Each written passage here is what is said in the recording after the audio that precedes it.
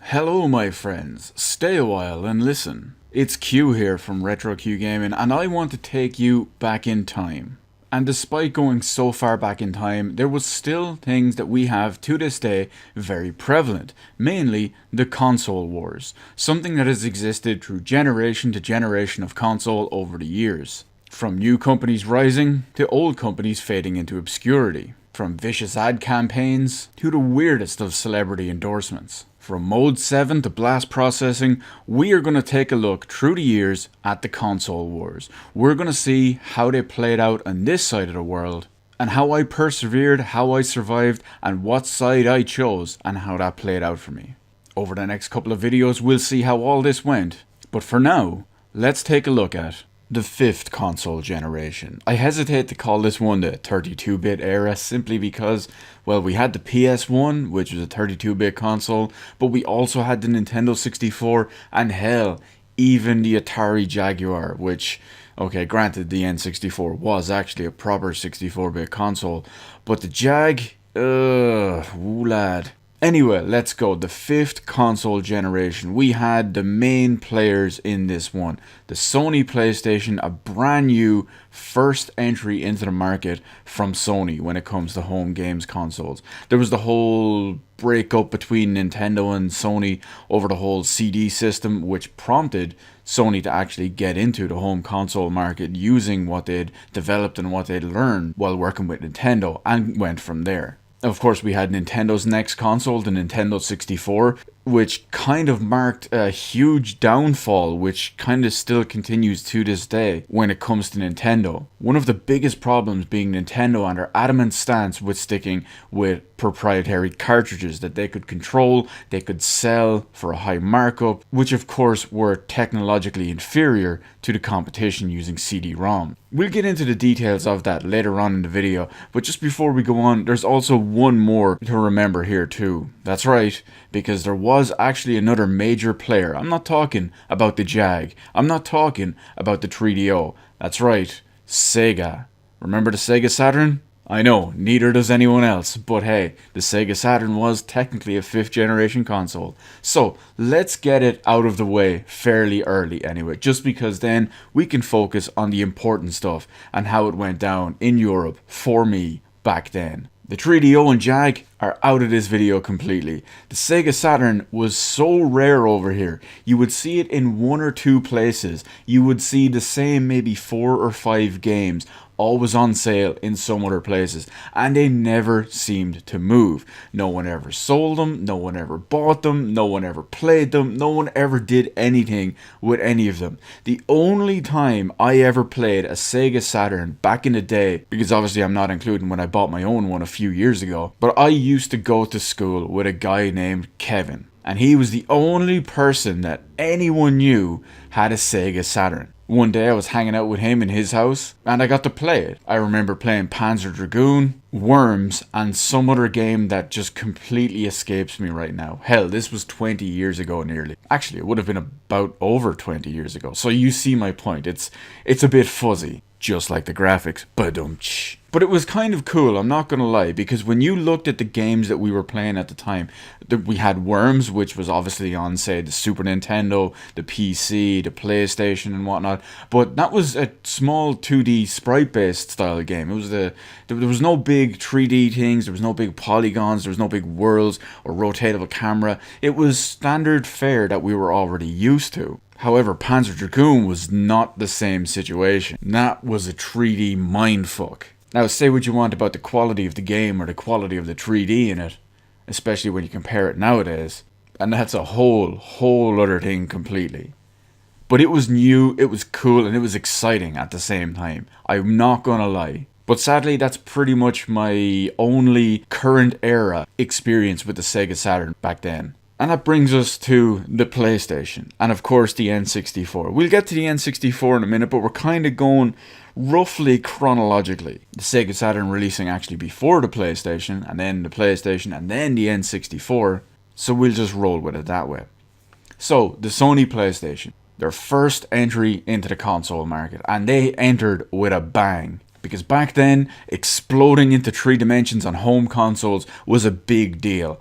polygons on consoles was a big deal. There were very, very, very few, probably you could count them on one hand, games before the 5th console generation that actually did polygons and 3D graphics. Most people think of Starwing, or that's Star Fox for you Americans out there, when it comes to early 3D. There were a few others as well. Most used any type of, say, Super FX chip or some sort of other type chip on be it the Super Nintendo or the Sega Mega Drive in order to get those basic 3D polygon graphics. But there was nothing that we had ever seen that was kind of as crazy and big, with the big exploration worlds, rotatable 3D cameras, whatever it was, of the Sony PlayStation. And that was a big deal, and that gave developers so much to work with. Famously, for example, Squaresoft, who had previously been exclusive to making games on Nintendo platforms, they wanted to make Final Fantasy VII, and they couldn't do it with what was available on the Nintendo 64. Between the lack of full motion video support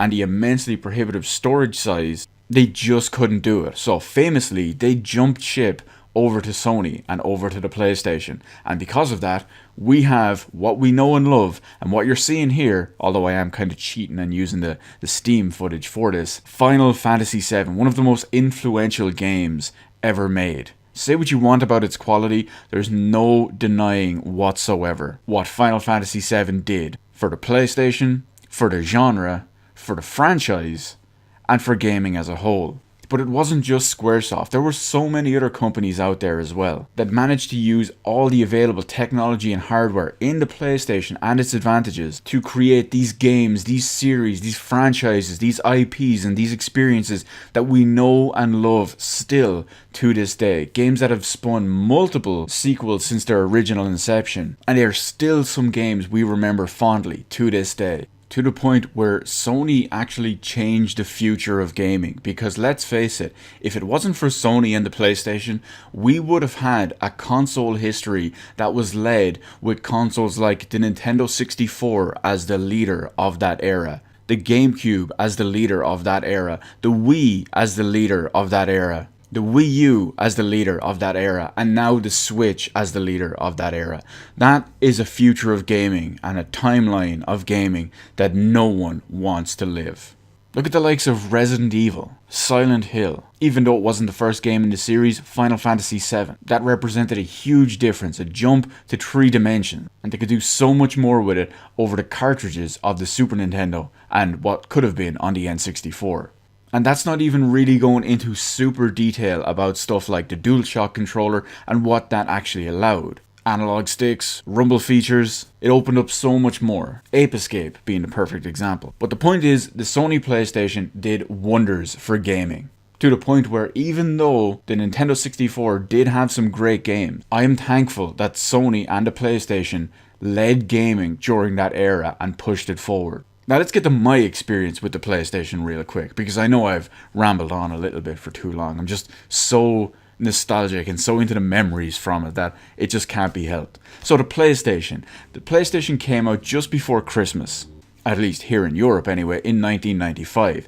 I didn't actually manage to get one at the time, but a friend of mine got one for Christmas, so I played a lot of his one in his house. It's actually the lad I mentioned in the previous video, the one where he had a Super Nintendo and his brothers had a Mega Drive. It was actually him. They got a PlayStation between a lot of them, and there was so much to play on there. It was crazy. Then about 2 months after Christmas, when the stocks became available and whatnot again, because, you know, selling out for Christmas and all that, I managed to get my PlayStation in, I believe it was February. It was bought for me as a gift, and it came with 2 games, Rayman and Blast Chamber. The former being something that's still very well regarded as a great game, and the latter being actually something kind of rare and expensive nowadays. But naturally, over time, my library would grow bigger and bigger and bigger. Between some of the games we already mentioned, not to mention how my mind was completely blown by Final Fantasy VII. For those of you out there who probably already know this, but just in case you don't, JRPGs are my favourite genre. Living here in Europe, we didn't actually get a Final Fantasy game before Final Fantasy VII. You could argue that Mystic Quest Legend, which to you Americans out there is Final Fantasy Mystic Quest, was our first Final Fantasy game. Or you could go with the actual Game Boy game, the one that is technically Secret of Mana 0, if you will. But mainline core entry Final Fantasy series, Final Fantasy VII was the first one released in Europe, so you can imagine what that did for us over here. And just to give you an example of some of the other stuff on there, Metal Gear Solid, remember how influential that was? And how much that did for the PlayStation and for 3D rendered environments? That was crazy. And we could finally get closer to PC experiences on there as well. Granted, they were never of the same quality, just like nowadays when games on consoles are nowhere near their PC counterparts. But it opened up a gateway to get those games onto there. For example, I know in the US it was a whole other story when you looked at the likes of, say, Grand Theft Auto, which was huge on PC, but it was actually very minor here in Europe. Whereas the PlayStation, on the other hand, GTA kind of exploded. Now, the problem with this video is I could rant and ramble on with nostalgic, amazing memories for the PlayStation 1 for probably 2 hours, but that's not going to make the most fun and enjoyable watching, so we're going to switch over and go to the N64. We've already covered some of, say, the shortcomings and problems with the N64, but how was my experience with it? Well, like the PlayStation, I unfortunately didn't manage to get an N64 at launch. I was only about 10 years old at the time, so I couldn't pick one up. But like many people, we saw the 3D graphics available on there, and we wanted to try it out. And not to mention, Super Mario 64. Everyone had played Super Mario World, we wanted the next one. So given at that point I had already had a PlayStation and a fairly large collection of games, I finally did eventually manage to get a Nintendo 64, probably about a year or so after launch, if it was even that long. I managed to get the GoldenEye N64 bundle. Being a 10-year-old kid at the time, I managed to get pocket money off my mother every single week. It was about £10 at the time, and every week I'd save it up and it would be going towards my Nintendo 64. And of course, I don't even need to tell you how insane GoldenEye was. I had already known it because I had rented some N64s beforehand. That's right, you used to be able to rent consoles, as well as one of my other friends actually having an N64 since launch. The friend in question that I just mentioned with the N64, once he got the N64, he went ham. He was hard in there.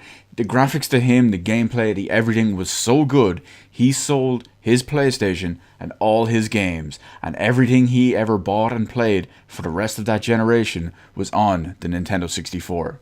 As a perfect example, me and him used to love watching wrestling. He had that special channel where you could watch wrestling live, which was a big deal back then. So naturally, when his brother sent him a copy for Christmas of WCW NWO Revenge, well, we all know how that goes, and the rest is history. Yes, I do have a copy of that, because how could I not? That game is legendary. Not just to me, but to everyone out there. That whole trilogy, WCW NWO Revenge, WrestleMania 2000, and WWF No Mercy, that trilogy is still regarded as one of the best series of wrestling games to this day. And speaking of games that he got for Christmas that year from his brother, he also got another game at the same time in that package from his brother. You may have heard of it, little known game that was kind of new at the time, called Legend of Zelda: Ocarina of Time. I don't need to go into detail about what that game did, both in history and for me and him, but you can bet when I got my N64, I borrowed the shit out of that game off Mark. So I always had both consoles. Granted, they weren't at launch, but I had both consoles, and I could always go back and forth. Granted, I always noticed that even though I'd have a shitload of fun with, say, the PlayStation or the N64, one thing I always noticed was that maybe for every 3, 4, 5, 6 PlayStation games I buy, there's only maybe one N64 game I bought. Of course, over time, more and more of my friends got N64s as well, and that was a whole big deal because of that 4-player built-in controller port. All that GoldenEye. How many hours has everyone, including myself, spent multiplayer beast mode GoldenEye? Those wrestling games, those are 4-player. Mario Kart, need I say more? Of course, that's not to detract from my PlayStation experience. Hell, what I can remember vividly is when Resident Evil came out. My other friend that had the PlayStation at the start of this video when I mentioned, he managed to get a copy of Resident Evil at launch. And what we would do is we would sit there and we'd take turns playing it. So he'd start the game. We didn't have a memory card at the time, by the way. I didn't have one, he didn't have one, whole other story. So he'd start playing and he'd be exploring, and then he'd die. He'd hand the controller to me. I'd restart the game. I'd try something different or get a little bit further, and then I'd eventually die, and then it would go back to him. Imagine that. Imagine that for days, if not weeks, till we eventually managed to finish the game. It's stuff like that that true memories and true nostalgia is born from. Stuff like that when you're a kid, often imitated, never replicated. And here I am, 20 something years later, still fondly and vividly remembering those memories. Absolutely priceless. So I think the most accurate way I can sum up this extremely long video, because, well, nostalgic ramblings are going to kind of tug on my heartstrings and make me go and go and go. But overall, I think the PlayStation was my console of choice, my go-to when it came to surviving the 5th console generation here in Europe. Again, I just want to stress that that is not to take away from the N64. It had some amazing games, it still does. And just like everyone else with an N64 and GoldenEye and whatever other games it was, I've still got some amazing, incredible memories from it. But it does seem like the PlayStation was the way to go. So that's it for this overly long video. If you've managed to stick around for the entire thing, I'll exceptionally thank you for your patience. Hopefully you can relate to it in some way. Maybe you have some sort of similar situation in your own deal. Even if you don't, I'm sure you've got some other fond memories that you can relate to.